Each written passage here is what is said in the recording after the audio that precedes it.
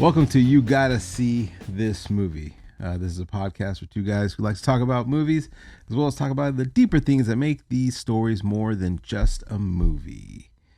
If that's the kind of things you're interested in, then please consider giving us a like and a subscription, and check us out. All right, Jim, how you doing? I'm doing great. Doing good. You doing good? I'm doing good, but I'm glad you're doing good. I'm doing good. All right. So what have you been watching lately? Lately, let's see. I watched. Oh, here's a good double feature for you. Streetcar Named Desire. Okay. Marlon Brando. You're familiar with that one, right? That's the Stella one, right? Yeah. Okay. Yeah. It's one of those movies where, I watched it and then I remember. I watched it because I didn't really remember it, but I know it's a classic, so I wanted to see it. And then when I was done, I'm like, okay, I don't really need to see this for the rest of my life. I'm good, right? Right. Right. Yeah. It was good, but You're good now. I'm good now. Yeah. All right. So I watched that, and then I watched Meatballs. Oh. Yeah. Bill Murray classic. Yeah. That's a good one. That's a good one.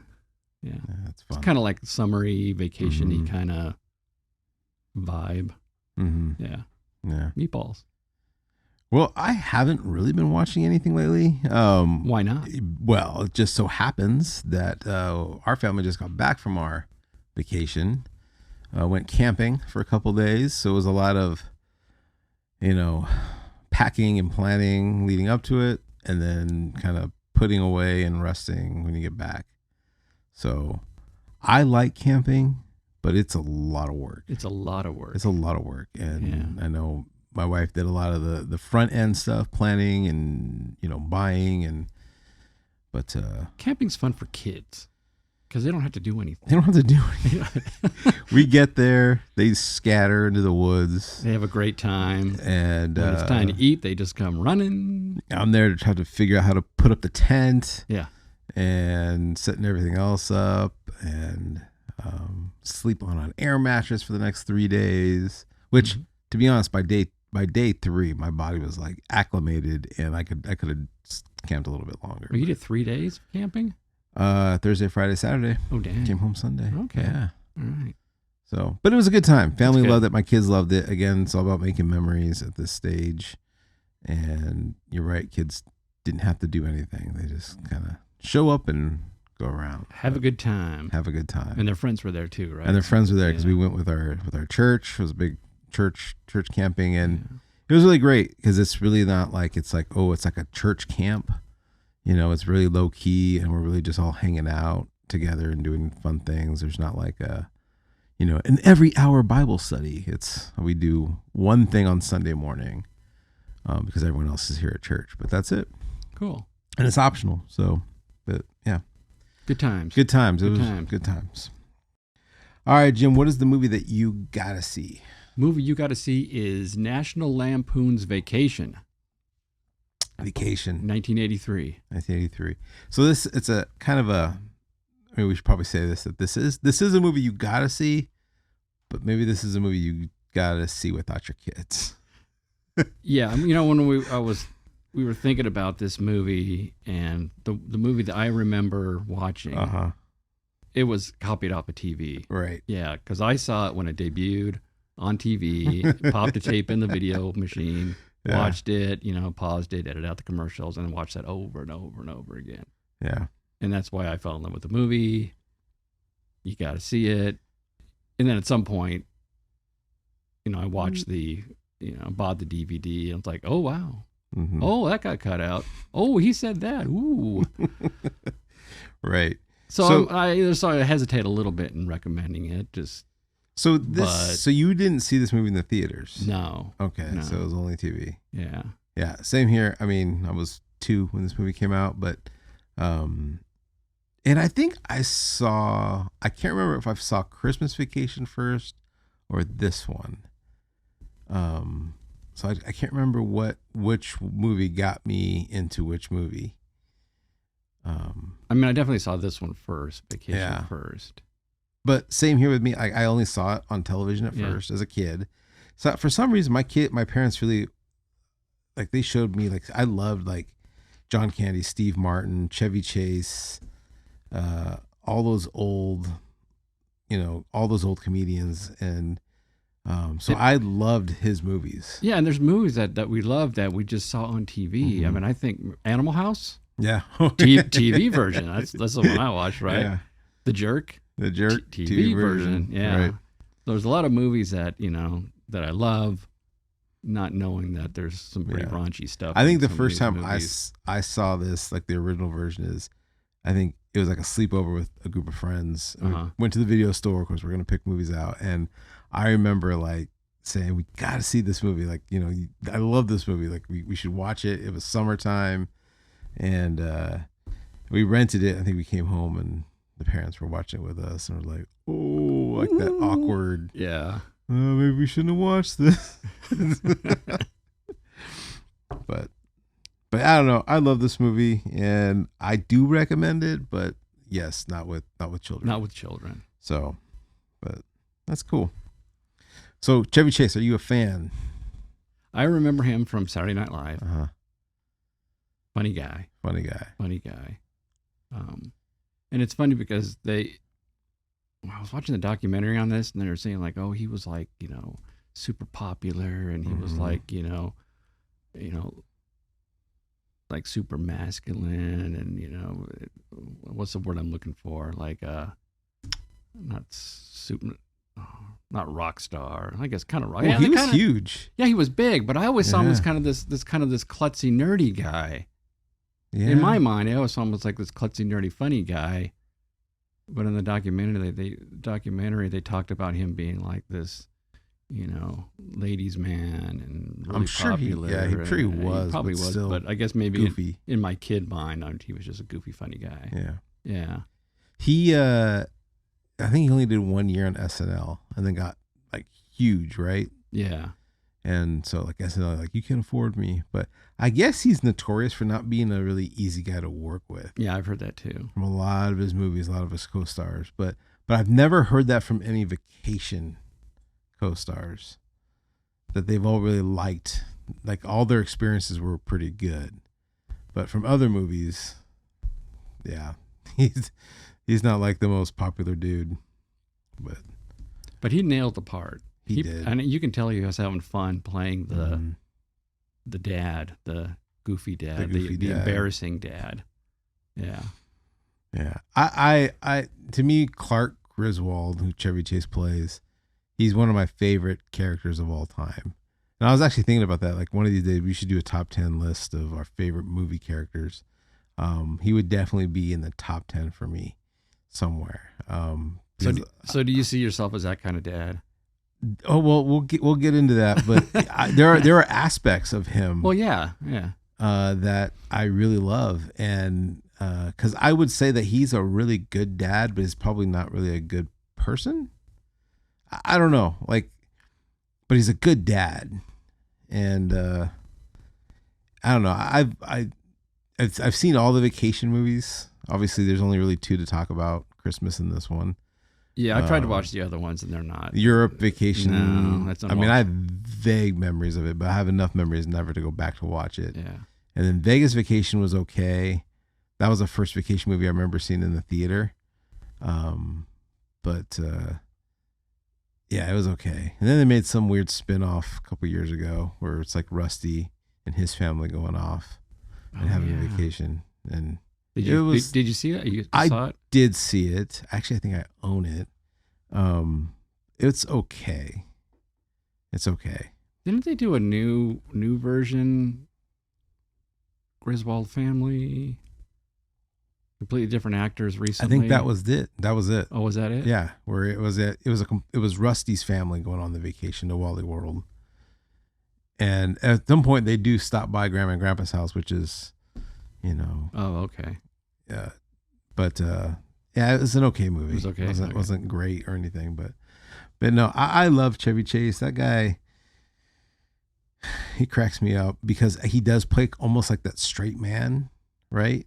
Like we talk about like how, and I feel like Adam Sandler's at his funniest when he's just being a normal guy. Right. And I feel like Chevy Chase mastered that. The straight man, make the scenario funny that he's in and watch him kind of navigate through it. But yeah. The dry humor. Yeah. But this movie has, it was almost as if like it was at the time, people didn't probably think much of it, but let's go. I mean, it starred Chevy Chase. It was written by Harold Ramis, which is the action figure to your right, of course. Ghostbusters. Yeah. And it was written by John Hughes. It was like, wow, you can't miss with that. And so, but I think at the time, there still weren't that big of a deal. Yeah, had a great writing team, a great cast. Chevy Chase. Yeah. Beverly D'Angelo, which she's great. Mm-hmm. And then, of course, the newcomers are the kids. Anthony Michael Hall. Which Anthony Michael Hall is the best. Yes. He's hilarious. Yeah. Yeah. And then... I don't know what the daughter's from. Dana Barron, her name is. Yeah. I don't know what else she has done. I think I've seen her in other things, but I can't mention off the top of my head. And then you got Cousin Eddie. Yeah. Randy Quaid. That's who it was. Yeah. Yeah. Yeah. All right. That's got to be his claim to fame, right? Is Eddie being Cousin Eddie? Being Cousin Eddie. Well, because when you see Randy Quaid walking down the street, you're gonna be like, "Hey, Cousin Eddie." Cousin Eddie. Or you're gonna be like, "I don't know what else has he done." Well, I know he's been in a lot of things. Well, he's played the same kind of character in Independence Day. Oh, that's right. Right? Yeah. He saved the world in his, plane by plane. By flying it into the alien spaceship. Oh no, he was flying the jet.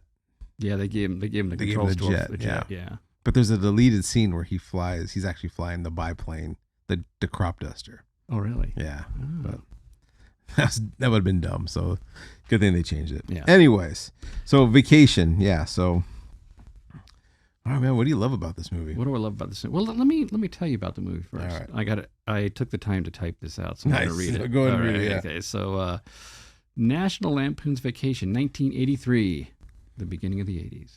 All right. The Griswolds family cross-country drive to Wally World theme park proves to be much more arduous than they had ever anticipated. So it's a classic family vacation road trip. Yeah. Yeah.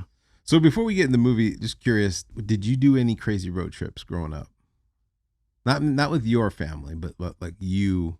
Just as a kid. Yeah.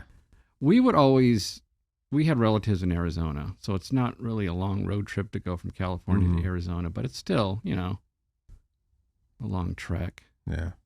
And I did one road trip with my dad and brother, and stopped at certain spots along the way and, saw some things. Yeah. But nothing as crazy as a Griswold's road trip. Yeah. From Chicago to LA. Yeah. To go to a theme park. Right. Which, man, we're spoiled because all our theme parks are less than an hour away from here. We don't have to drive across country to go to Disneyland. We just hop in the car and we're there. And I did a bunch of road trips with my family, but they were like to Arizona, New Mexico. It wasn't too far. But there was one. It was my grandpa took me and my mom and my sister on a trip and in the RV, and I can remember we got as far as, I don't know, Barstow. How far is Barstow from here? That's not that far. That's not that far. No. Before the RV broke down. And then we got it fixed in Barstow. We kept going. We hit Needles, California, which is considered like hell on earth. It's like in the summertime. And so the air conditioning went out. Hot. The air conditioning went out. And so I can remember all of us, like we spent hours in the grocery store, just walking and sitting in there while my grandpa fixed it. Yeah. And then there was 2 other times it broke down. And I remember my grandpa being so like, he wasn't like Clark when he had his moment, but he was quiet and he knew he was having a rough time. But the weird thing is like, those are the ones you remember. Like all the disasters had had the memories. Yeah. So, yeah. Yeah, we had a breakdown too on a road trip with my dad. The one that my brother and my dad went on, and broke down, going over the Grapevine into Fresno. Blew the engine. Yeah, and actually had to get a rebuilt engine and waited. Oh, jeez. Now my uncle lived in Fresno at the time, just dumb luck, and we were able to stay with him, for a couple of days while the car got fixed. Yeah. Remember, we watched a lot of movies, but I don't remember any of the movies we saw because there's nothing to do. I mean, in Fresno, go see movies. Yeah. Fresno, California. Yes. Well, speaking of car, so one of my favorite scenes is right from the beginning where they're going to pick up the car getting ready to go on this trip. And I guess like he had it all planned out. It was bought and paid for. But when he goes to pick it up, it's not the car that he wants. And I love that line where he says, like, I'm not your everyday fool. Yeah. Right? But yeah, he still gets suckered into some monstrosity yeah. of a car. But you may hate this car, but wait till you drive it. Yeah. Eugene Levy, man. What a small part, but he played that role perfect. So I guess there was like a run on wagons after this movie. Like people wanted them? Yeah, people wanted them. Like then they were kind of hard to keep in stock because. Wait, when did the era of the minivan start? That was 80s, right? Probably late 80s, it must early be 90s late. With the soccer moms. Yeah, because the minivans took the place of the station wagon. Mm-hmm. A little taller, a little boxier, a little more room. Right. But with the station wagon. Yeah, I would say like late 80s, early 90s is when the minivan came into play. Huh. But. And I actually looked online to see if anybody has done like a tribute car of the family truckster. Yeah, somebody built their own version. Yeah, that's awesome. Yeah. Ugly car. Sure was. So bad. Yeah. And then what I like too is like as it's driving, it's squeaking. Yeah. And clanking. Like when you notice like when they're driving down the road just on the open highway and you just hear this little squeak, just this constant squeaking, rattling noise. Yeah. Because it's just a junk car. It's just horrible. Right from the beginning. Yeah. Yeah. And he pulls in the driveway and it's still running. It's he shuts it off, but it's still dieseling. Yeah. Yeah. Which is, that's kind of like foreshadowing of everything that's going to happen in this movie. Yeah.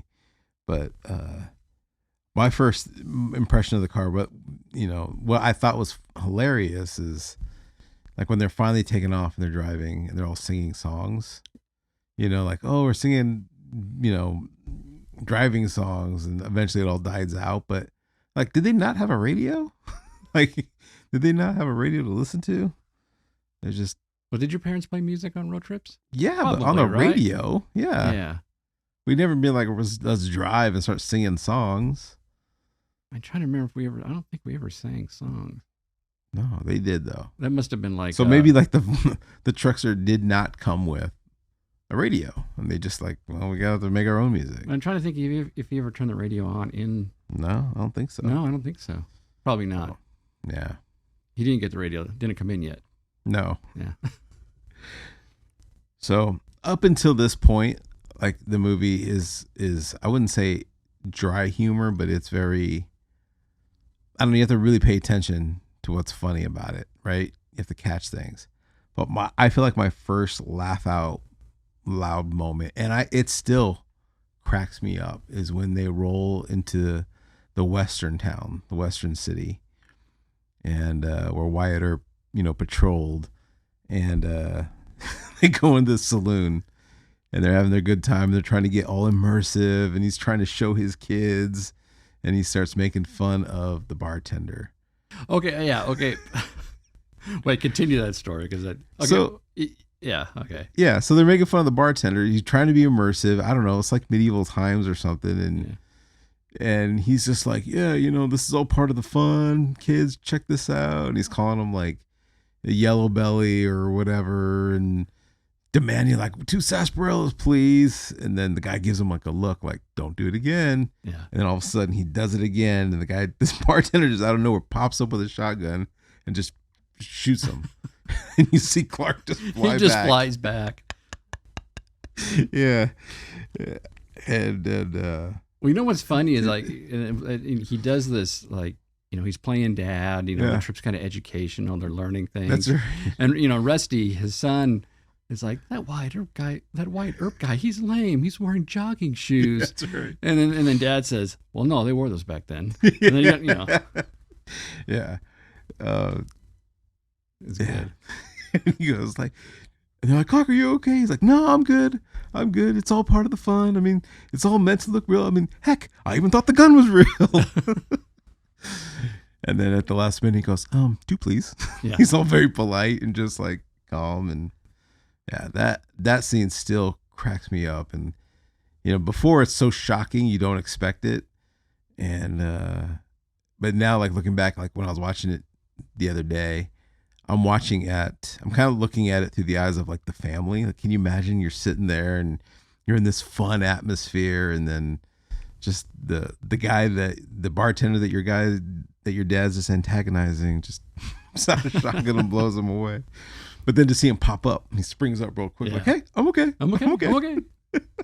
And he's like, he's feeling all over himself, like, okay, I'm not bleeding. I'm good. But It's so good. that's just one of those scenes that geez, just came out of nowhere. So And there's the old, you're driving and it's getting late and you just want to keep pushing on. No, I can keep going. I'm good. It's like, don't fall asleep. No, I'm fine. And then there's you know it's coming. Yeah. You know it's coming, Yeah. but it's still hilarious. Is they see the kids sleeping in the back seat. They pan over to the mom and she's zonked out and she's sleeping, and the camera starts to pan over to him, and already he's going to be asleep. yeah. But as soon as you see him and he's asleep, it's just hilarious. The funny thing is that like he's not like at an almost sleep. He's like at a dead sleep. Yeah. So Yeah. he's been asleep out. for a while, where Yeah. his like head's back and Yeah. he's done, and Yeah. then Drifts off the highway. Vehicle goes all over the place. And, Yeah. And again, in classic Clark form, it's like, they almost die, get in a horrible accident, but no, they drift right into the hotel, right into the parking spot, and it's like, all right, we're here. we're here. Yeah. All right. Well, let's talk Cousin Eddie. Cousin what do you Eddie. think of Cousin Eddie? I feel like every family has a Cousin Eddie. Every family has a cousin. Do you have a Cousin Eddie? I'm trying to think if I have one. Maybe, I don't know. I don't want to call it any Cousin Eddie. I have friends that are Cousin Eddie. Yeah. But I don't know if I have family members that are. Yeah. But this part of the movie, like I think I like Cousin Eddie a lot more in Christmas Vacation in this movie. But I don't know, there's just always something weird and off-putting about this whole interaction he has with Eddie. Yeah. And the farm and all that stuff. And so I've always really not liked it. I mean, there's still some funny parts, but because of course this is where you meet Aunt Edna. Right. And I think she's a great character, but I don't know. There's just it could be what really grosses me out is when the girl is stirring the Kool-Aid with her hand. That's funny. Grosses me out. It's funny that you say that, because what I know about you, I could see that would gross you out. Yeah. Like it just bothers me, and still he's Clark is like, yeah, you need help with that? Yeah. You need a spoon?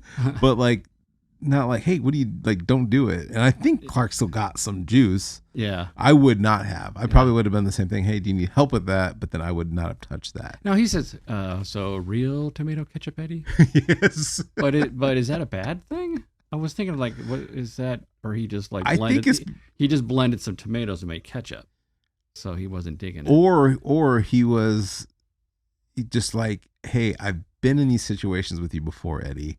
I want to make sure, am I really eating real ketchup? Oh, real. Or are you giving me something else? That's how I took it. Oh, real tomato. Oh, he's asking me if it is real. Okay, yeah. All right. Like this isn't like some weird nastiness or. Yeah. I think the director, he kind of pushed the comedy a little too far, and all the characters in the Cousin Eddie family, where it was just kind of like shock value, like jokes, and it's just like maybe that's what's a little off-putting is. Yeah. They could have just been weird, like worm farmer and and kind of gross, but there's some moments that were just a little too much, a little uncomfortably too much. Yeah. Very National Lampoonish, I guess. But yeah, and that's why it's National Lampoons. Because they kind of push the envelope a bit. Yeah, kind of taking a joke one step too far, where it's a little inappropriate. What I do like about the Cousin Eddie and this family is because it was a good contrast. like there's a good contrast between Clark and Eddie. You know, you got like a dad that is trying to do everything for his kids, trying to create these memories, and you got Eddie who's just kind of like a waste of space in a sense. Like he could care less about, you know, making life better for his kids, or, you know, I can't remember if he got fired from he let go from the asbestos company, right? I think so.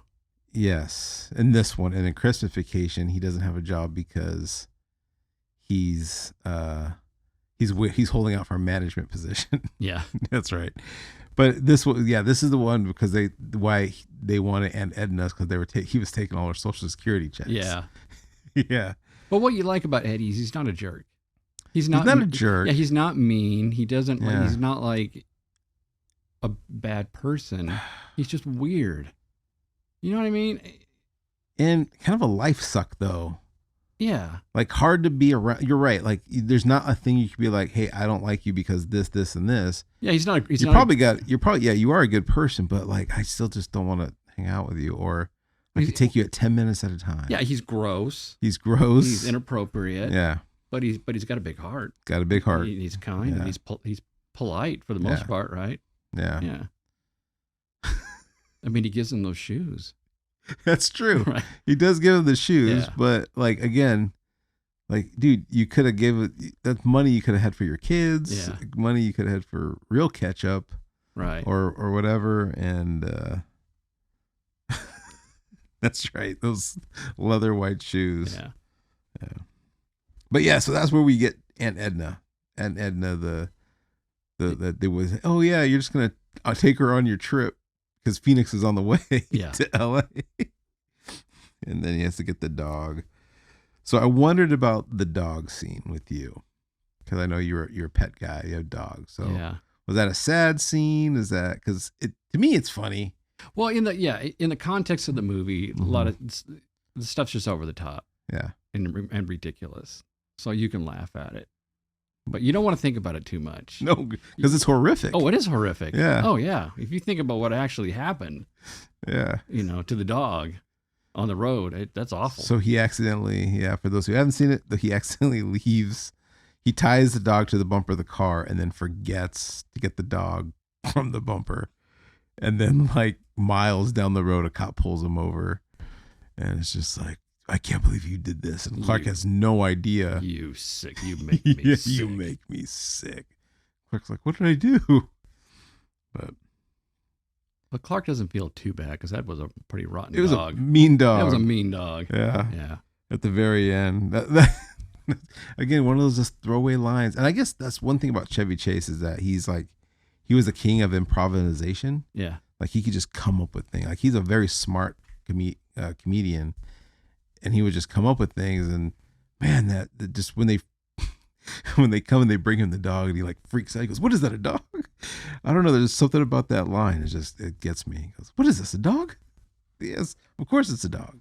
Wait, what line? Wait, when was that? It's like right when they're getting ready to leave. Oh, okay. And like again, he just got the ball dropped on him. Like, oh, you're taking Aunt Edna. And by the way, you're taking. And by the way, here's the. And then the boy runs up, oh, here's Aunt Edna's dog. He goes, what is this, a dog? Let's talk about, traveling road trips, and you keep seeing the same group of cars or the same family on your trip. And who does he keep seeing? The girl in the Ferrari. The girl in the Ferrari. Yeah. Yeah. So I thought about that. Yeah. And I mean, I guess because I actually watched this movie. I watched half of it. I mean, I've seen this movie before, but I watched half of it before I went on vacation, and then half of it when I got back. And for a part of me, I started thinking, is this girl just in his imagination? Or not that the girl, but was he reading into her too much? But I guess he really wasn't, because then I watched the second half, last night, and she really was like into him, or just toying with him. She's just teasing him. Right? Yeah. So she's probably doing that with guys all on our whole road trip. whole road trip. Yeah. Well, yeah, there's that one scene where he sees her and she's surrounded. There's like two guys next to her. Yeah. Yeah. So, yeah, and Clark would just do the weird stuff and yeah, do the dancing with the sandwich dance is the best. Yeah. Yeah. But for him, like going back to this whole, what I said was a foreshadowing, because now everything starts to kind of crumble for him. Everything starts to, you start off on this amazing road trip. You're going to go to Wally World, which is, of course, it's pretty much Disneyland, and you have all the best intentions. Like you have all the best, the anticipation is so great, but then all these negative things keep happening, and he's a good sport. And he's a good sport through the whole thing up to a point. Up to a point, and he finally gets to that part where I think the beginning of that is when they crash the car in the desert. You know what I mean? When they launch off the desert and they crash it, and it's done. They can't fix it. No, but he's still in good spirits, though. Remember, because he heads out into the desert, right? Singing 99 bottles of beer on the walls. Well, before that, what I love about that, because again, Clark is I feel like Clark is so relatable a lot of times. Because you ask me like, oh, am I like Clark? I'm like, well, there are some things. And at one point when they first got out of the car, like everyone's mad at him. Like, man, you just drove us off a cliff about 50 yards. He goes, that's something to be proud of. And he goes, yeah, of course. But then when he goes, 50 yards. Yeah. Like, yeah, I did that. I launched that car 50 yards. But yeah, eventually. And then, one of my favorite scenes of the movie is that father-son talk he has with his son. Because he's just like, look, I got to go off into the desert and go get rescue. You need to stay, watch the girls. He goes, but let's have a talk. And like, he shares a beer with him. Yeah. And he says, like, my dad shared a beer with me when I was a kid. I thought it was the greatest thing in the world. And he takes a little sip. A nice little sip, to get to start the moment. And, like probably in his mind, he's thinking they're going to pass it back and forth and have this great conversation, father-son conversation. And the son just downs it. Yeah. Downs it like he's done it before. Yeah. And I watched him, close. He did it amazing. He chugs it. Yeah. Does a less swallow, adds a little burp, a little smile on his face. He's like, the kid's funny. Yeah. He's really funny. And then funny. he hands the can back to Chevy, and Chevy goes for the sip. He goes, yeah. Cracks it. Yeah. So I got to admit, well, not admit, but I had a moment like that, not with my dad, but with my grandpa. I can remember, this is going camping. But this is where I'm at the age where I wasn't, I think I was in high school, and probably like a freshman, sophomore. And this is where it's like, now I'm bored to go camping, and we're at a campground, but I'm going with my family. And I remember just kind of sitting in the RV watching movies a lot. And I remember my grandpa came in and be like, hey, do you want a beer? And I'm like, sure. My parents are there, because my grandpa had the RV. Yeah. And I'm like, sure. And I remember getting it, and it was a Budweiser, and it took everything in me to finish it. Because I was at first I'm like drinking it. I'm like, oh, this is good. But I had the hardest time. Like towards the end there, I'm like, oh, I was sick. And I don't know if my mom ever let on, or I think I just stayed in the RV the rest of the night. But I'll never forget that. Wait, did he share it with you, or he just gave you one? He gave me one, and then he was in there with his own. Oh, okay. And then so he's in there for a little bit. He goes, oh, but I got to get back out there. And he walked back out. And I was kind of left in there to watch movies with a beer and a red cup. And so. That's funny. So, yeah, I totally related to that. I don't feel like I'd be doing that with my own kid, with my own son, which is weird because there's a lot of the way Rusty, the way he related to Clark, I feel like my son relates to me the same way. Like I'll be just talking to my son, all sorts of things, and my son just kind of listens. He goes, yeah. Okay, Dad. Like not really like continuing the conversation, just kind of like, yeah, of course, of course. That's what I love about their relationship, because he really did think like his dad was the hero. We're looking at Clark as an audience as, I wouldn't say a flawed. Well, yeah, he's definitely flawed, but a guy who's trying to make it up as he goes, or he's trying his best. Right. But for Rusty, he looks at his dad as if like he knows everything.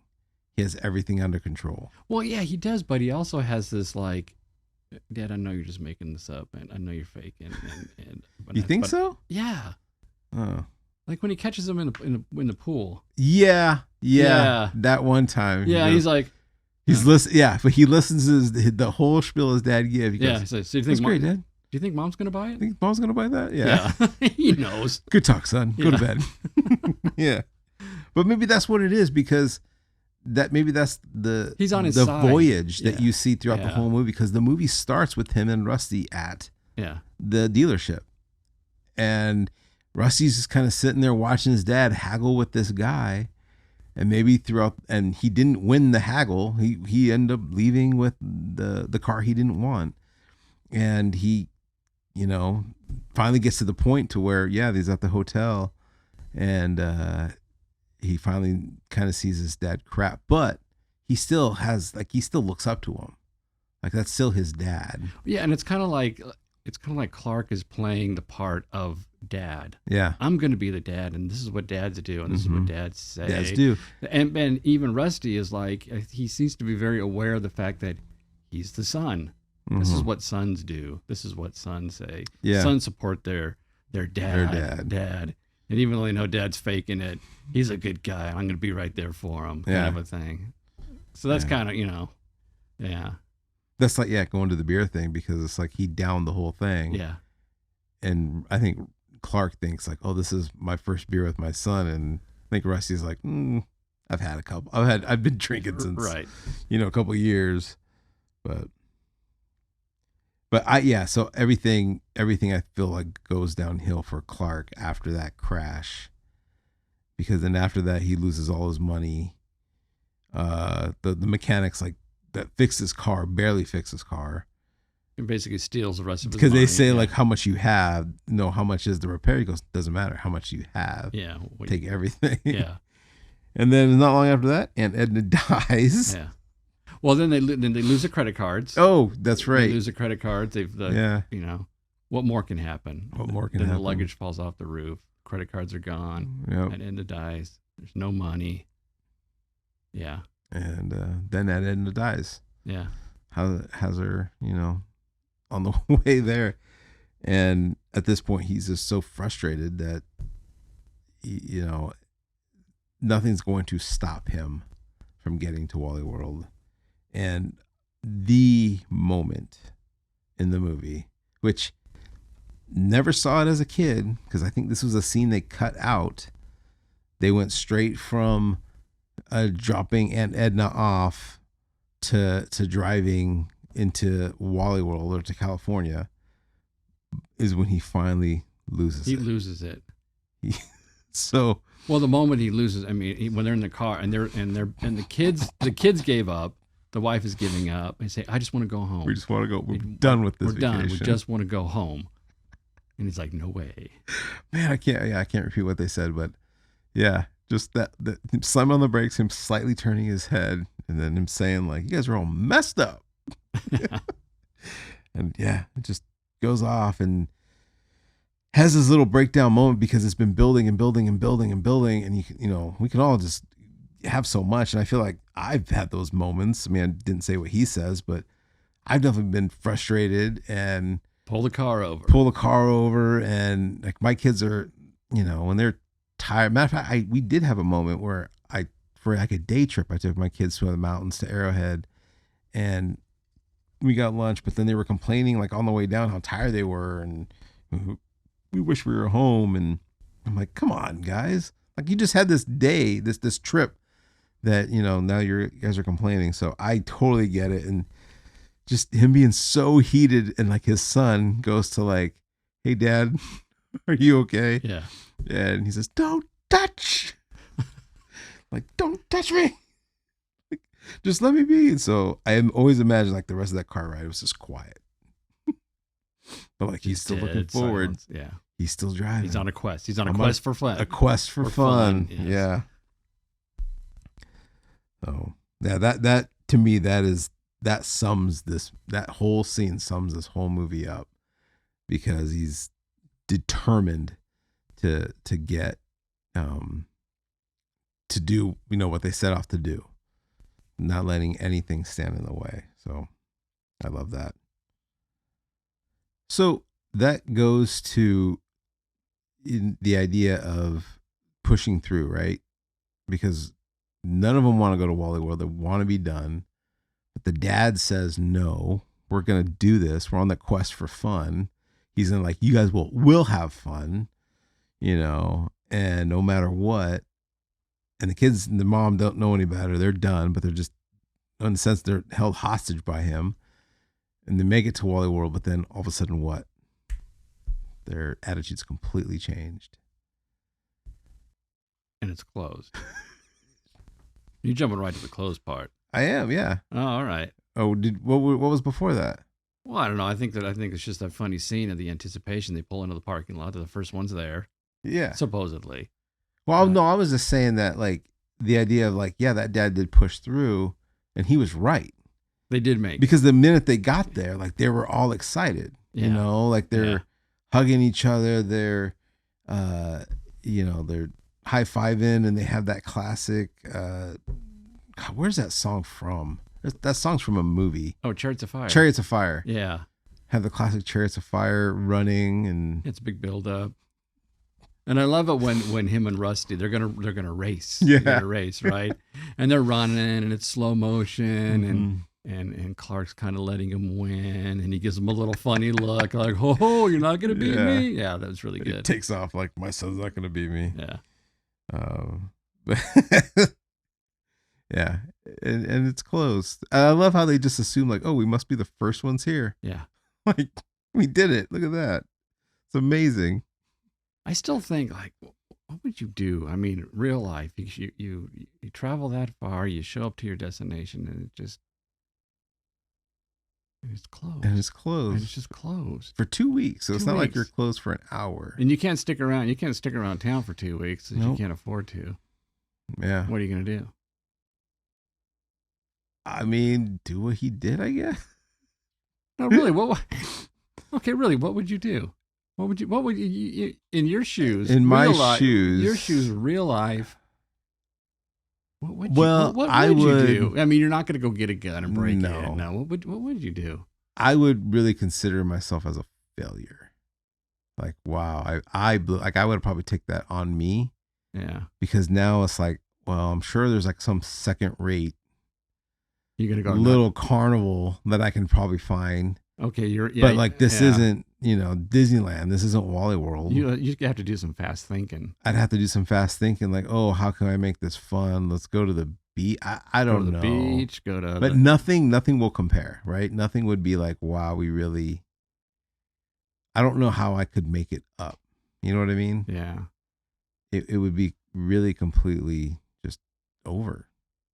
Because they want to go to Wally World. They want to see Marty Moose. They want to see the characters. They want to go on the famous ride. Well, yeah. I mean, we understand that. It's like we said, it's Disneyland. It's Disneyland. Yeah. And there's no theme parks that compare to that. No. So if you set out to go to Disneyland and then you end up going to, like, I don't know, Castle Park in Riverside. Oof. Woof. It's a big difference. Bad, yeah. So nothing compares to that, and right, go to the sporting goods store, buy a gun, and it would be hard. Yeah, yeah. But so that's what he does. But it's one of those kind of movies where we can make it funny. Yeah, we can make it funny. Make it funny. Get the gun. Yeah.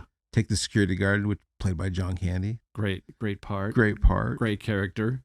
And then he makes the security guard take him on all the rides. Yeah. So, yeah. But of course, I like how I don't. It took me a while to figure out, like, how did the SWAT team members know that there was like a hostage, but then I always forget about the other security guard that Clark just leaves. Yeah, And he made the call. He made the call. He made the call. Yeah. Yeah. And gets the original, like the owner, which is, he looks just like Walt Disney, right? Right. You know, Roy coming Wally. in to see his, you know, you guys broke into my park. And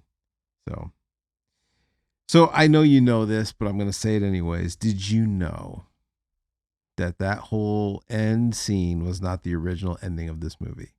I didn't know until recently. Okay. Which makes me think, and I haven't put that much thought into it. So did they just end the movie originally by the park being closed? No, they end it where they go to the park. Okay. It is closed.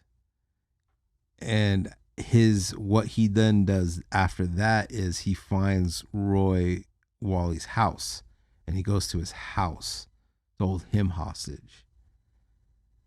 To go to the park?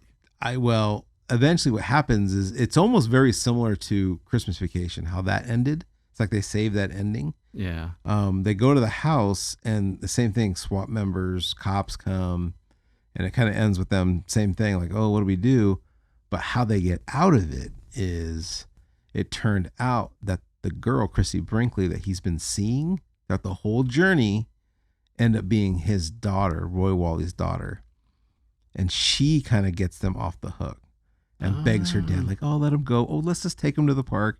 And then it ends with them going to the park. But you never see them go into the park. So it just ends with them leaving from the house. That was the original ending of the movie. Wow, I almost kind of like that better. No, really? I don't know. I mean, No, I don't know. Think about movies that... I like the idea of bringing her character... Full circle? Full circle. That I do. I like that. But, I mean, I can't admit... Think about movies that have that build up for an ending that you never see. Right? This whole movie is about them going to the park. You need to see them in the park. Yeah, they should have still gone to the park. Yeah. So, it was a good call. Good call ending. But I do like the idea of like the girl meaning something. Yeah. And then all of a sudden it's like, oh yeah, it's his daughter. But yeah, so they do it. So looking at just like, again, this crazy inappropriate movie at times, it's like, what can we get out of this?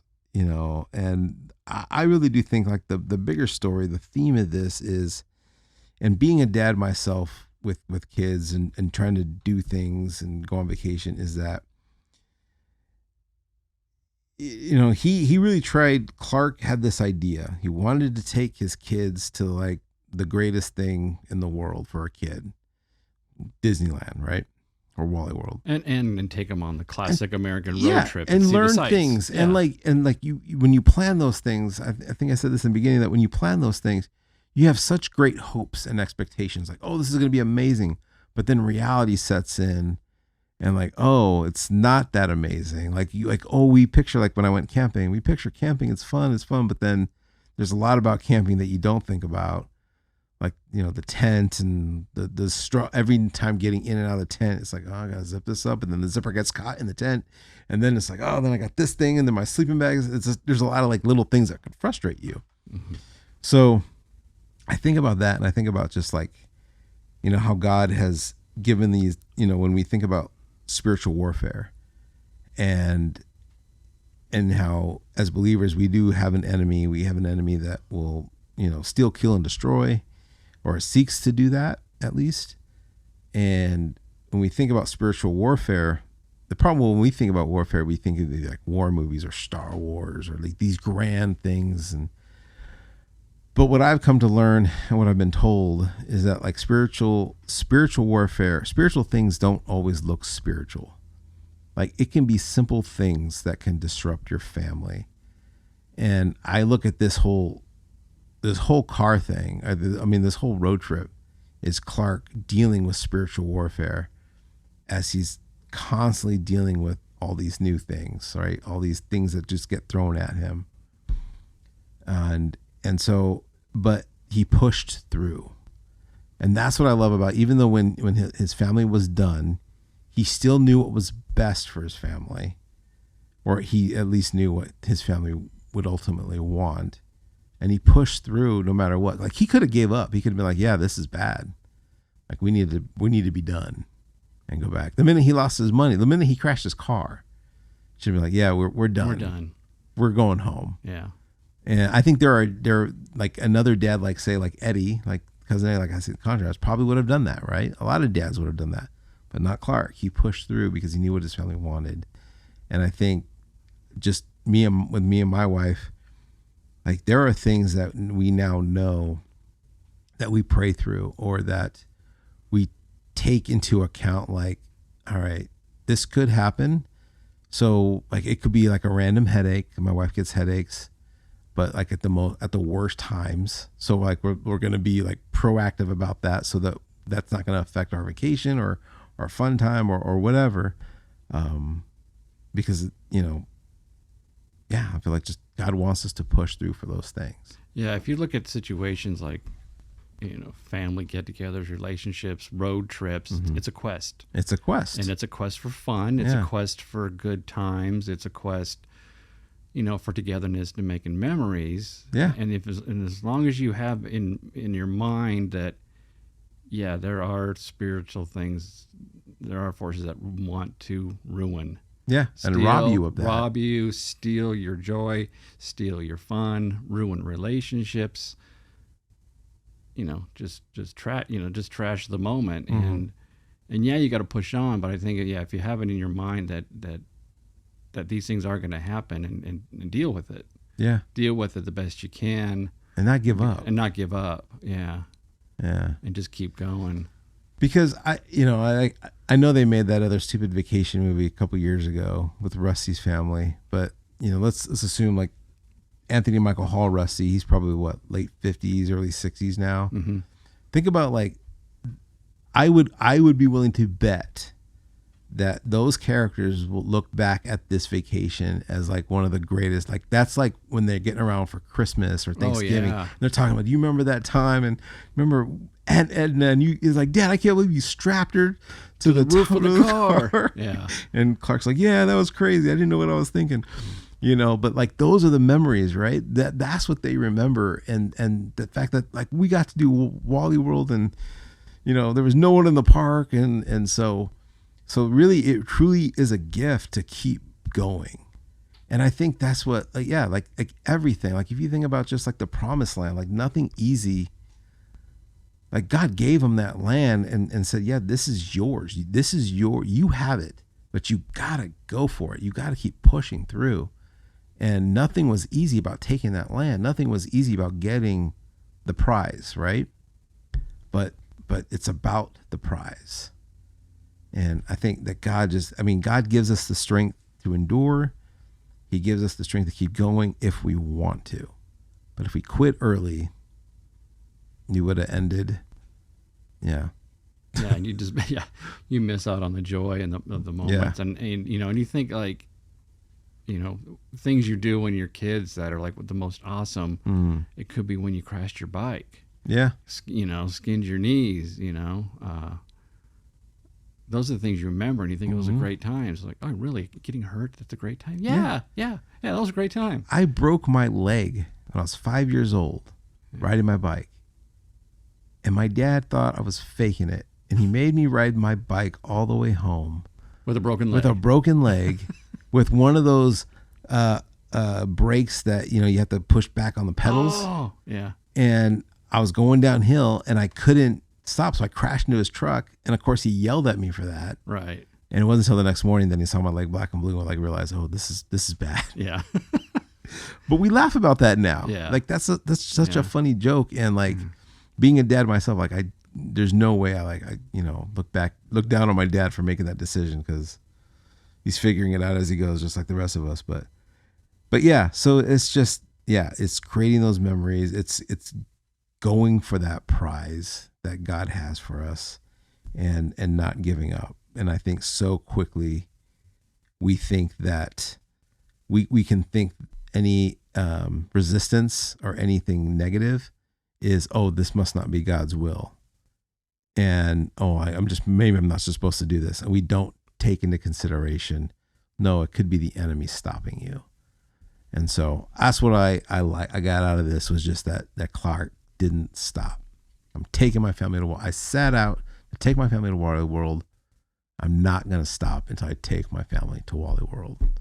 So, good stuff. Good stuff. Good dad, Clark. Cheers to Clark. Cheers to Clark. All right. Do you have any movie magic? Movie magic. I forgot to ask you I got that. a little one. I got a tiny one, which I thought was pretty cool. Let's see. The movie was 83. So late 80s. Very late 80s. I worked at DreamQuest Images, visual effects company. Walking into their lobby and going down the hallway, and up on the wall was the matte painting of Wally World. Oh, yeah. Yeah, which was super cool. That is. How big was that? From what I remember, it's a long time ago. It was probably about 6 feet wide. Okay. Yeah. And this is the painting that they're running up to. Yeah. Right? So the Wally World in the movie was shot at Santa Anita Racetrack, the parking lot in Arcadia. Oh, really? Yeah. Oh, I didn't know that. Yeah. So, and huge parking lot, that bridge, that they went under. So that was a matte painting as well. And then, so they pull up basically to the entrance to Santa Anita Racetrack, and they use the glass matte process where they basically painted the scene of all the rides and the signage and everything as a painting, and composited that together to create the entrance to the park. That's cool. Because I know the actual park was Six Flags. Six Flags, yeah. But I didn't know the parking lot was Santa Anita. Santa Anita Racetrack, yeah. That's neat. And actually, that's where I learned to drive. Was that parking lot? Nice. Yeah, huge parking lot. What year was it? Close to this movie? No, let's see. When I learned to drive, it was 80. Yeah, it was close. It was close. Yeah. That's cool. Yeah, that's funny. I didn't think about that. Yeah. Yeah, I learned to drive in the Wally World parking lot. I never thought about that. That's cool. There you go. All right. Well, let's do it, Jim. Let's get into this movie battle. Movie battle. Trivia. Again, this was going to be another tough one to lose for me because I love this movie so much. So good luck to me. But you go first. Okay. I have a feeling my questions are probably super easy for you. I hope so. You always ask hard ones. You always say they're easy, but they're never easy. All right. Am I going first? Yeah, go first, man. All right. Well, we already know that Wally World was filmed at Six Flags Magic Mountain in Valencia. Valencia, California. Did you frequent that park? I did, and I went on those same roller coasters that they went on. Okay. Yeah. All Revolution and Colossus. Okay. So my question is, what are the name of the roller coasters? And you probably already know, but I'm going to ask it anyway. Okay, so the Colossus was renamed as? I know the second one. Whippersnapper. And which? Okay, that was which? That was Revolution. Revolution was Whippersnapper. Okay, and the Colossus was named. I don't know. So is this like a half pointer? I think it should be a half pointer. All right, because you did get one of them right. Okay. Yeah. What was the other one? Colossus was renamed the Screaming Mimi. The Screaming, yes, because you can see it on the. Yeah, you're right. It didn't have. I don't think it had a big sign on it, but it was, no, but the sign is on the roller coaster. Yeah. So I should know that. The Screaming Mimi. Because they stand in front of the sign for the Whippersnapper with a big sign. Yeah. So. All right, that's a half point. I'll take it. I do remember Revolution as a. What's it called today? I don't think it's called Revolution. I think so. I haven't been there in years, so I don't know. I seem to recall them rebranding it and retheming it. It's probably called like Spider-Man or just Superman or whatever IP they have it right now. Yeah. All right. Are you ready for my question? Hit me. All right. So when they visit Cousin Eddie, and of course Cousin Eddie is who he is, he needs money. How much money does Cousin Eddie ask Clark for?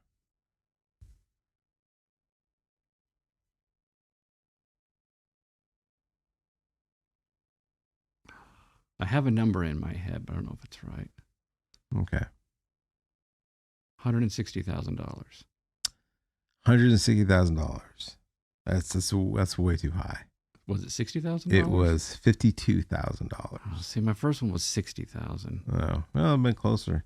But it still wasn't $52,000. No, it wasn't $52,000. So I lose. You lose that one. Okay. Yeah, he's whipping out his wallet. He goes, "Sure, Eddie, how much do you need?" Yeah, he goes, about $52,000. Puts his money back. That's Puts right, his wallet. All right. What's the next one? All right. All right. You know this scene very well. I know it's one of your favorite scenes. Oh, shoot. All right. When he goes into the saloon Mm-hmm. and starts hurling insults and names at the bartender. Now, you already mentioned Yellow Belly. Mm-hmm. There are 3 other names that he used. Now, I'm giving you 3. You just need one. Okay. Okay. There's 3 other names he calls. Actually, there's one. There's something about... There's actually 4 if you want to include the funny phrase he said, too. Oh, man, I'm going to get it wrong, but I know the second part of it. It's like lizard lips, chicken lips, something lips, right? No. No? No. Oh, man. Oh, man. I don't know. Wait. Okay, so there's Yellow Belly.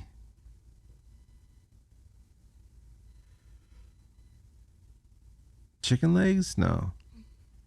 Chicken something? I give up. I don't know. Give up? Okay. Yeah, I'll take the O. Okay, first one is Knucklehead. Knucklehead. Then Yellow Belly. Yellow Belly, which I got that one. Then Tenderfoot. Which turns into the phrase, "Hey, Tenderfoot, move your chicken wings, turkey." Chicken wings. Turkey. And then wow. right before he gets shot, he says, "Hey, underpants." Underpants. Boom. Yeah. Oh, man. That's a good one. "Hey, Tenderfoot, move your chicken wings, Yeah, turkey." yeah, I wouldn't have gotten any of those. No. I thought for sure. I was like, "Oh, you're going to know this one." All right. All right. Well, my second question is same scene. Yeah. Okay. And I'll give you a little bit of hint. It's a famous city where Wyatt Earp did his thing. But can you name the city that they were at?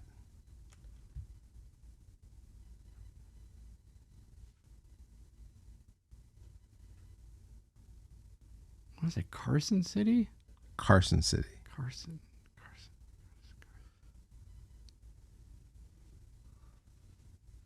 Yeah, I'm going with that. Carson City. Dodge City. Ah, Dodge City. Dodge City. Dodge City.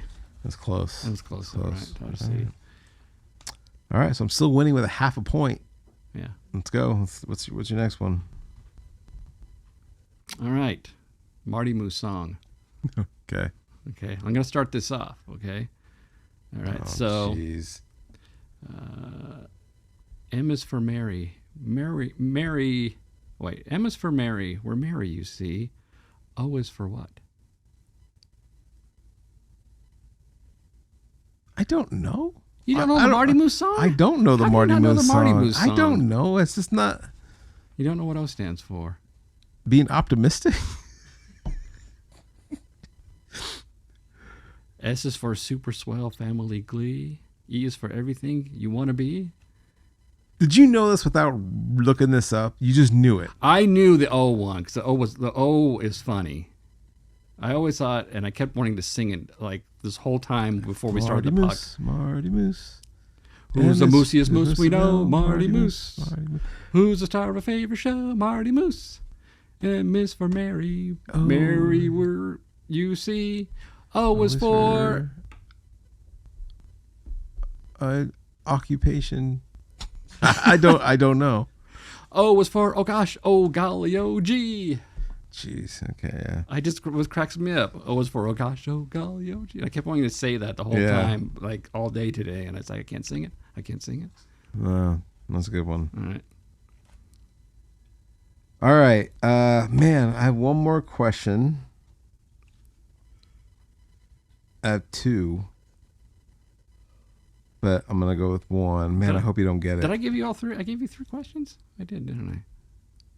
No, you gave me. Yeah, you did. That I was your did, third okay. one. Yeah. All right. So I'm not going to get another point. But if you get this, then I'm in trouble. I lose.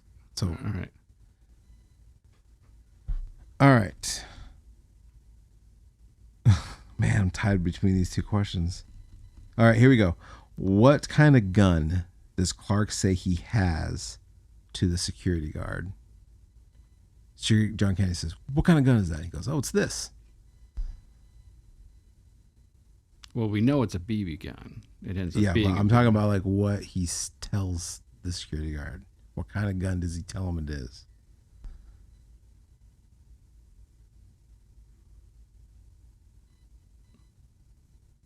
I don't know. I know it still has a price tag hanging from it. Which It does have the price tag. Yeah. He tells him, he goes, what kind of gun? He goes, this. He goes, oh, it's a Magnum PI. That's pretty good. All right. All right, good. I took that one. Heck yeah. Wow. I'm gonna with a half a point win. This is a no point question. Okay. Oh, you have 4 questions? I got 4. Okay, well I got another one. You want to do this? Do I want to roll the dice? You want to do this? All right, let's roll the dice. You might lose it. I might lose it, but I don't know if you're gonna get this other one. Okay, this is kind of a trick question. Okay. Kind of. How much does Clark pay for directions to the expressway? And be careful with your answer. How much does he pay for directions to the expressway? $20? You don't know.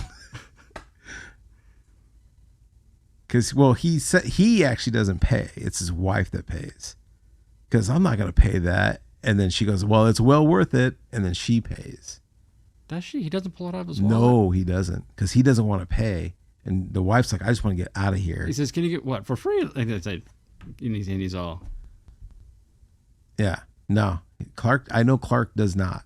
It's the wife. She takes the money out of her purse because he's refusing to pay. And he hands him. I don't remember how much it was. Was it $5? I think it was $5.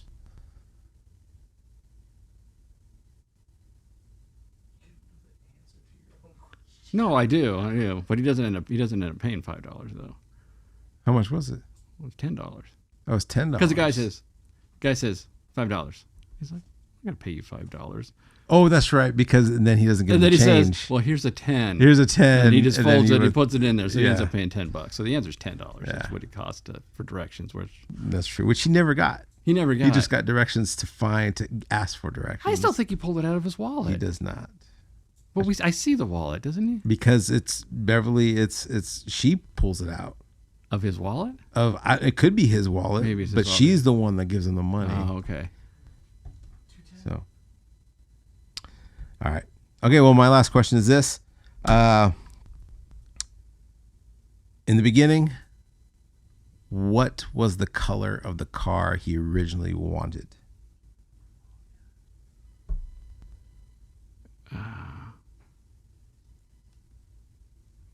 It was a blue, but it was a certain blue. It was a certain blue. He actually says a bunch of things, but I'm just asking for the color. I'm not actually. Was it sapphire blue? Sapphire blue. Final answer?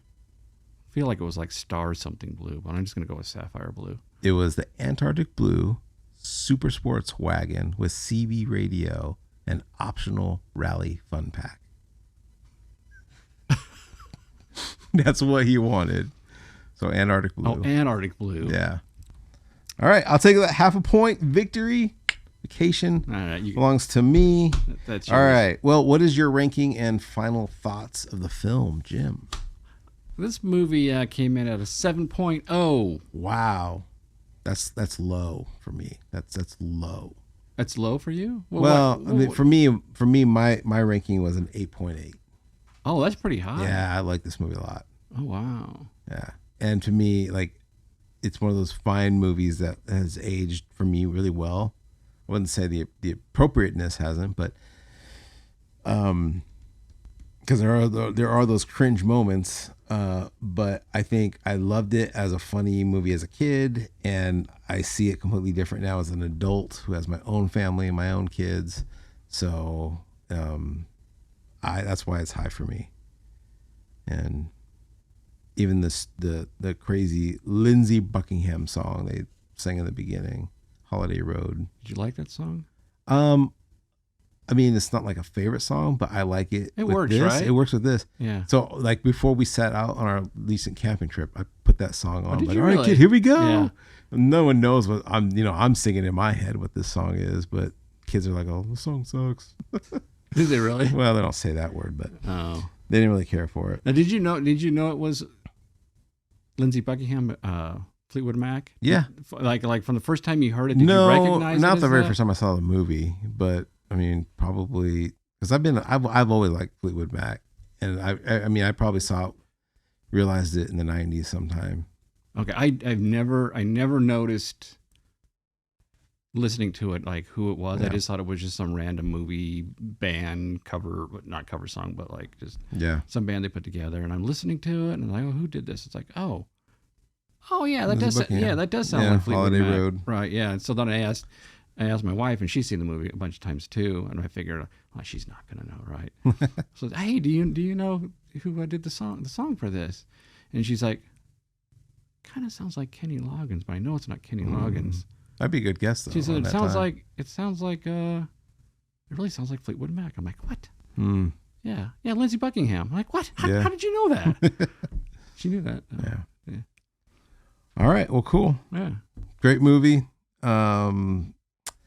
If you are into movies with really good like documentaries, like how the movie was made, the Blu-ray copy of this movie has a really good documentary. Great documentary. Great documentary, like as far as like extras go and learning about the movie. So I highly recommend that if you're into special features and documentaries like that. So, all right. Well, that wraps it up, Jim. This was fun. It's a good time of year to talk about this movie. Again, it's a movie that you got to see, but not necessarily a movie you got to see with your kids. So take that into consideration. Right. But if you're a family guy, husband, good movie to watch. Good movie. All right, well, that wraps it up. And again, this is a movie that you got to see, but not necessarily a movie that you got to see with your kids. So take that into consideration. And so thank you guys for hanging in there and hearing us out. If you like it, please subscribe and give us a like. That helps us a lot with the algorithm and whatnot. So thank you and see you next time. Until next time. Sorry, folks, we're closed for 2 weeks to clean and repair America's favorite family fun park. Sorry.